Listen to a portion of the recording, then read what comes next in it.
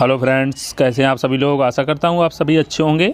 आज हम लोग जानेंगे कृषि के विशेष प्रकार। पहले हम टॉपिक वाइज पर्वतीय वन और मैंग्रोव वन भी जान चुके हैं, वो पिछली वीडियो में पढ़े हुए हैं, आप वीडियो में जाके चेक कर सकते हैं। तो आज जाने कृषि के विशेष प्रकार। चलिए शुरू करते हैं, जान लेते हैं। तो पहले यहाँ पर है सेरीकल्चर। सेरीकल्चर किसे कहते हैं? रेशम उत्पादन को सेरीकल्चर कहते हैं और कर्नाटक में सर्वाधिक रेशम का उत्पादन होता है। कहाँ होता है? कर्नाटक में सर्वाधिक उत्पादन होता है। सेरीकल्चर रेशम उत्पादन से संबंधित है। दूसरा है यहाँ पर एपीकल्चर। एपीकल्चर मधुमक्खी पालन को कहते हैं। एपीकल्चर किससे संबंधित है? मधुमक्खी पालन से संबंधित है। अगर बात करें फिशिकल्चर की, फिशिकल्चर मछली पालन से संबंधित है। किससे संबंधित है फिशिकल्चर? मछली पालन से संबंधित है। विटीकल्चर, विटीकल्चर अंगूर के उत्पादन से संबंधित है। जो विटीकल्चर होता है वो अंगूर के उत्पादन को कहते हैं।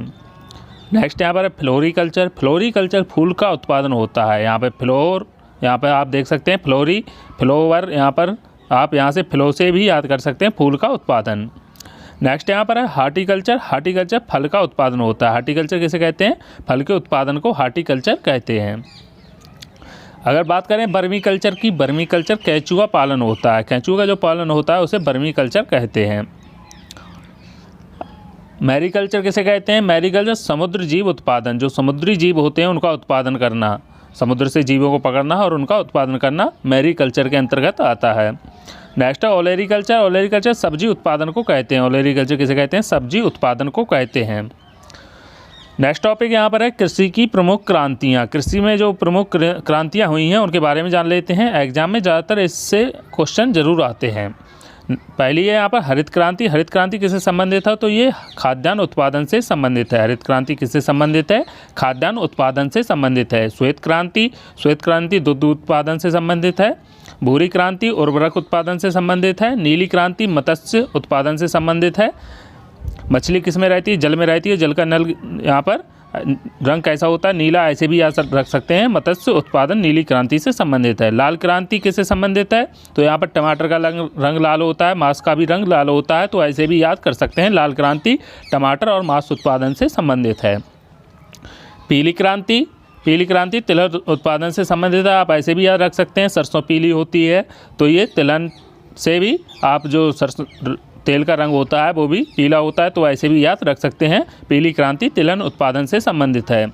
रजत क्रांति किससे संबंधित है? रजत क्रांति अंडा उत्पादन से संबंधित है। जो अंडे का रंग होता है वो रजत होता है, ऐसे भी याद रख सकते हैं। रजत क्रांति अंडा उत्पादन से संबंधित है।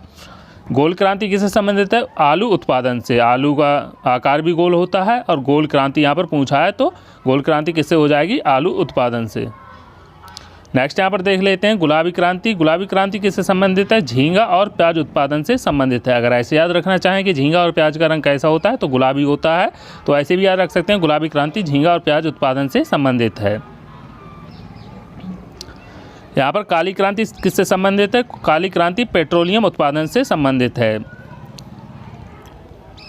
यहाँ पर नोट करके दिया हरित क्रांति। हरित क्रांति के बारे में कुछ फैक्ट हैं, वो भी जान लेते हैं। विश्व में हरित क्रांति की शुरुआत 1960 के दशक में अमेरिका में नॉर्मन ई बोरलॉग ने प्रारंभ की। विश्व में हरित क्रांति की शुरुआत कहाँ से हुई थी? 1960 में अमेरिका में हुई थी।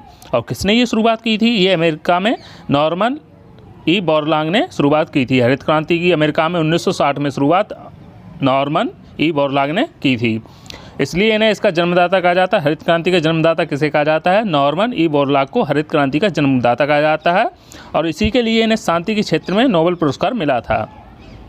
अगर बात करें भारत में हरित क्रांति की शुरुआत कब हुई, तो भारत में हरित क्रांति की शुरुआत 1966-1967 में हुई, तथा भारत में इसके जन्मदाता एस स्वामीनाथन थे।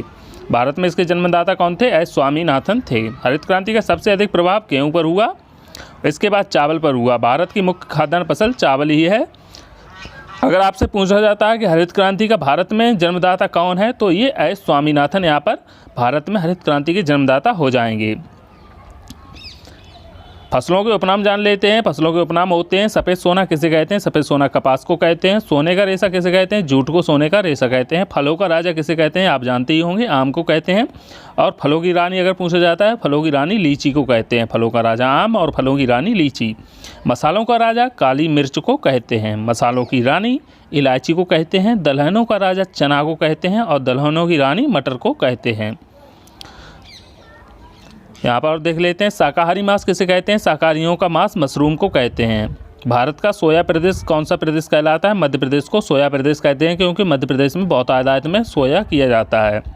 चावल का कटोरा किसे कहा जाता है? छत्तीसगढ़ को कहा जाता है। विश्व का कहवा पात्र किसे कहते हैं? ब्राज़ील को कहते हैं। भारत का कहवा पात्र कर्नाटक को कहते हैं। और तो आज की वीडियो में इतना ही। अगर वीडियो अच्छी लगी हो तो लाइक शेयर सब्सक्राइब जरूर करना। अगली वीडियो आपके पवन तंत्र से संबंधित लेकर आऊँगा। Thank you for support.